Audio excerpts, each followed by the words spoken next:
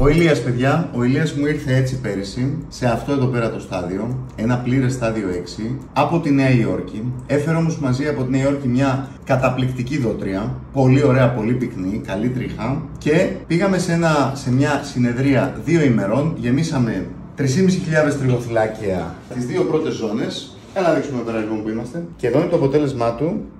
Μετά από 3.500 τριχοθυλάκια σε μια περιοχή που ήταν τελείως, πλήρως και παντελώς άδεια. Πάμε να δούμε λιγάκι πίσω. Επειδή αντίθετα με πάρα πολλούς άλλους, εγώ τα πράγματα τα κάνω μπουκιά, γιατί έτσι θεωρώ ότι είναι το σωστό και το έχουμε αποδείξει. Αυτή την περιοχή τώρα εδώ πέρα θα έρθει, μια και τώρα που ήρθε για διακοπές στην Ελλάδα, θα την καλύψουμε. Έλα να δείξουμε σε δεύτερο στάδιο. Κοιτάξτε εδώ πέρα.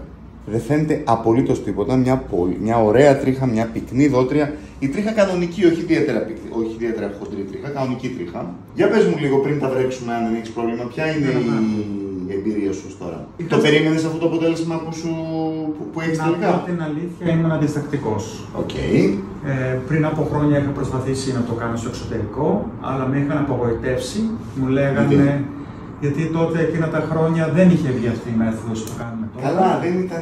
Ήταν σαν να έχεις ραμμένος με ραπτομηχανή. Ακόμα και έτσι θα κάνουμε στην Ελλάδα. Κάτι άθλια αποτελέσματα. Τι σου λέει ο κόσμος τώρα στην Νέα Υόρκη?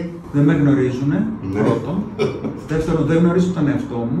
Είχα σταματήσει να τραβάω φωτογραφίες στον εαυτό μου, γιατί με έβλεπε και λέω τι γέρος είμαι.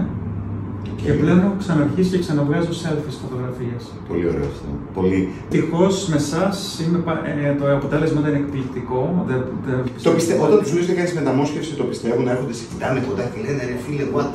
Όχι, μου λένε κάτι έχει αλλάξει πάνω σου, αλλά δεν ξέρουμε τι. Φαίνεσαι νεότερος. Αυτά που λέω πολλές φορές, ότι ο άνθρωπος είναι καραφλός. Αυτή τη στιγμή έχει μαλλιά. Αν τα αφήσει και πιο μακριά, θα καλύπτει και το πίσω και μπορεί να χρειαστεί να κάνουμε και άλλη μεταμόσχευση. Και παρόλο που ήταν καραφλός και τώρα έχει μαλλιά, ο κόσμος δεν καταλαβαίνει ότι κάτι έχει κάνει. Γιατί δεν σκαλώνει κάπου το μάτι να πει ρε, εσύ κάτι έβαλες μαλλιά. Επειδή λοιπόν το μάτι δεν έχει που να σκαλώσει, ψάχνει δράση και δεν βρίσκει. Πάμε να τα βρέξουμε κιόλας να δούμε. Και θα γίνουν μαύρα μόλις τα βρέξεις. Αυτό το χαρακτηριστικό το είχε ο πατέρας μου. Με το που έβρεχε το μαλλί γινόταν σκούρο. Ναι, το μαλλί. Ναι, γιατί έχει χαμηλή πυκνότητα γκρίζου. Ναι. Γι' αυτό και ναι, το μαλλί δείχνει πιο σκούρο. Εδώ βέβαια όμως το κάνω στο πλάι που είναι αρκετά γκρι. Ναι. Εδώ και εδώ σκούρο είναι λίγο. Μάλιστα. Magic hair λοιπόν. Λοιπόν, θα πάει τώρα τις διακοπές του εδώ πέρα ο Ηλίας που ήρθε για διακοπές στην Ελλάδα και πολύ καλά κάνει γιατί η Ελλάδα είναι μόνο για διακοπές. Και όσο θα είσαι εδώ πέρα στην Ελλάδα, θα έχεις και μια ωραία χρυσή χτένα να χτενίσεις. Διάλεξε ποιο design θα ήθελες. Τέτοια έχω, θα πάρω αυτή. Πάρε αυτή λοιπόν. Είχα να χρησιμοποιήσω τένα ή βούρτσα γενικώς. Από τόσους, από παιδί. Από 33 χρόνων από την αλήθεια, γιατί τότε άρχισα να χάνω τα μαλλιά μου. Στα 33 μου με το που παντρεύτηκα. Άρχισα να πέφτουν. Τυχαίο. Εντελώς τυχαίο. Είναι τυχαίο. Ναι. Λοιπόν, οποιαδήποτε σχέση πώς το λένε, με πρόσωπα και καταστάσεις είναι καθαρός συμπτωματική. Ακριβώς, συμπτωματική η σχέση. Και φέτος αγόρασα βούρτσα μετά από πόσα χρόνια. Τώρα θα έχεις και αυτή που είναι έτσι λίγο πιο φαντεζή, λίγο χρυσή.